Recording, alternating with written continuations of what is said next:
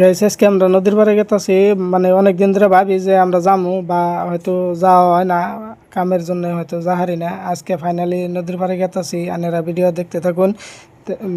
দেখার পরে নদীর পাড়ে ফাইনালি আইলাম। আহার পরে বহুত ভালো লাগলো। কাইসা গেত জায়গা অনেক ধরনের বস্তুগুলো আমরা দেখলাম, দেখার পরে অনেক ভালো লাগলো।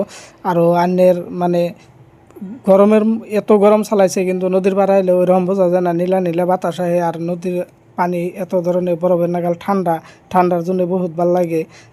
আমাকেও বহুত ভাল লাগতেছে আর কি। অনেক ধরনের সিনারিটা বহুত ভাল লাগতেছে। আপনারা যদি আইবার চান এই জায়গায় আবার পারবেন, বা বহুত আনেকেও ভাল লাগবো।